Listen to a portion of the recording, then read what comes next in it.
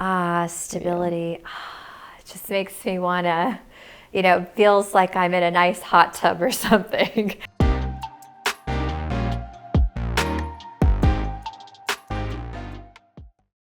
Hi guys. Hey guys, I'm Aman. I'm Lori. And today we are flipping the lens on problems and looking at polarities. So Lori, what is the difference between a problem and a polarity? I'm so glad that we're talking about this because it comes up so much in our coaching and our leadership development work. So a problem is as simple as 2 + 2 = 4, easy to solve. Fix a tire, easy to solve. A polarity is a tension of two values, both of which you need. And Dr. Barry Johnson developed this approach, this theory many years ago.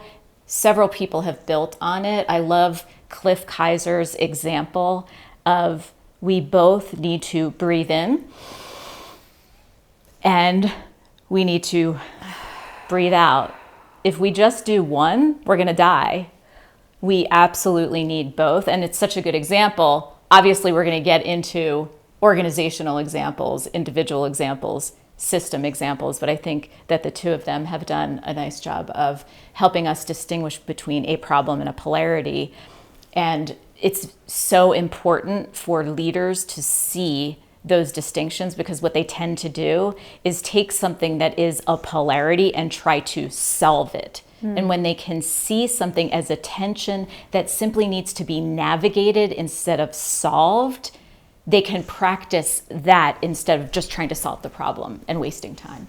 Yeah, I mean, it's really eye-opening. Polarities are everywhere, and we tend to gravitate to one side. I know that I tend to gravitate toward one side in my own subconscious mind and programming, and I thought that we could go through a polarity together just to make it clear. Great idea. And the one that we had talked about working through is change and stability. So Yeah. I'm going to ask you a few questions, if that's okay with you, Aman. Sounds great. I'm ready. Okay, so the polarity is change and stability. And notice we don't use the word versus because it's about navigating both of them. And so, Aman, what is the upside to you of change in your life? Yeah, well, we're living in a lot of change. It's that classic saying, the only thing constant is change.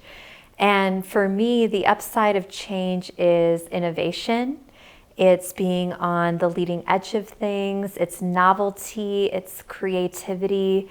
It's walking into new terrain. Sometimes Nice. that comes with a little bit of uncertainty, but there's some excitement there. Excellent. Okay, Yeah. so some excitement, novelty. How about the overuse of change? How does that potentially show up? Yeah, If you over focus on it. if I'm over focused on it, if I'm constantly in change with no stability, then I feel like I'm not grounded. I feel burnt out. I start to get exhausted. It just becomes change for the sake of change. Yeah. And it can be chaotic. Yeah, and I'm sure as you're going through this, as people are listening, they can see themselves and their organizations in this. Okay, so now what about stability? What is the upside of stability? Stability. It just makes me want to, feels like I'm in a nice hot tub or something. So stability, there's a comfort to it. There is. I'm getting the sense that that's kind of the pole that you prefer. Is that right, or not really? I'm not sure yet. We'll Okay. get to that. We'll but get to that. All right. I'm not sure yet. But with stability, I feel a hot sense tub. of, a hot tub, a sense of comfort, a sense of ease, a little bit more predictability and routine.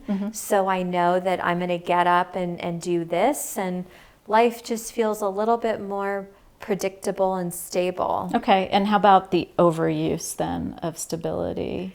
Yeah, well, then it can start to feel monotonous, Yeah. kind of like Groundhog's Day, and I'm doing the same thing over and over again, and that can get a little bit mundane and boring. Yeah, and again, I can see this in organizations: overuse of change, overuse of stability, etc. So, good example. So let's talk about a bit about what could be a way to navigate that polarity for you? And what risks might you be willing to take to hold both of those poles? And as I ask you that question, we have the PDF that people can access, and that's really that vulnerability throughway. And we want to give credit to our colleagues, Brian Emerson and Kelly Lewis, for developing this amazing framework. So what risk are you willing to take to be able to navigate both of those poles, Aman? Yeah, so I typically start with, what's the pole that I am gravitating toward and overusing. And actually in my life, I think of the last, 6 or 7 years, it's been a lot of change and change and uncertainty, and it's been very constant. And so for me to step into that vulnerability throughway, I think it would be the risk of stepping into more stability. That feels kind of scary to me because the world, you don't want to be boring. I don't want to be boring, and the world just keeps changing. And so I don't want to get... You don't want to miss out. I don't want to miss out, and I don't know want that about you. yeah. And I don't want to be in the monotony of things. I get it. So... so what risk are you willing to take based on that? Yeah, I think what I am willing to do is to step into some routine and structure. Okay. Yeah. Okay. Yeah. Yeah. And as you say that, I can almost picture you, just because I've known you for so long, that could allow you some freedom to have some change in a more... That's the paradox of these polarities, is that they're actually two sides of the same coin.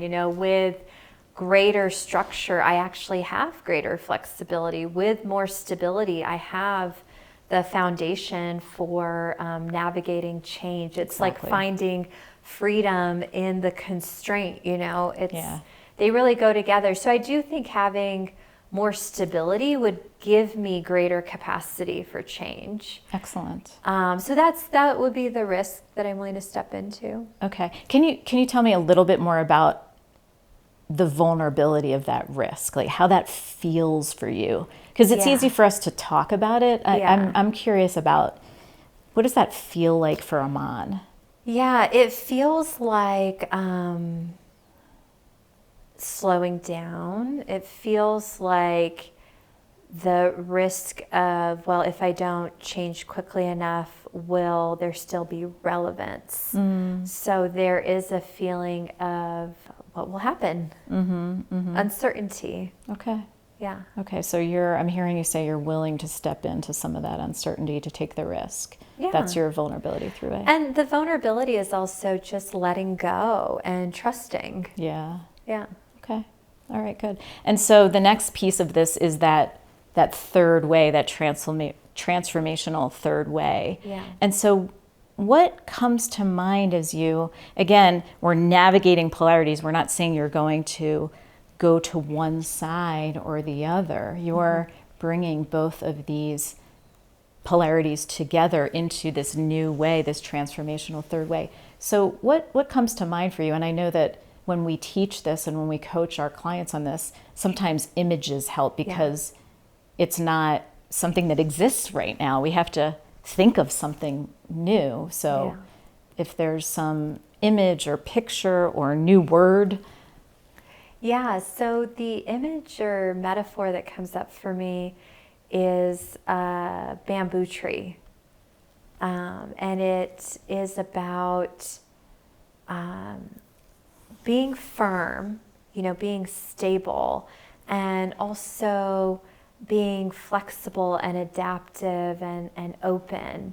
And so I think of that as kind of holding these things together. So what does it mean to be grounded in something and at the same time being flexible without breaking? I love that. I love the image too. I find these images so helpful when I'm doing coaching with polarities. So. Well, I love it too, because sometimes with change, which I didn't say, the overuses are losing a sense of grounding or a sense of self or a sense of identity. Yeah. And so it's important for me when I think about holding the two to retain a sense of identity or stability in that, but at the same time being open and flexible. Yeah.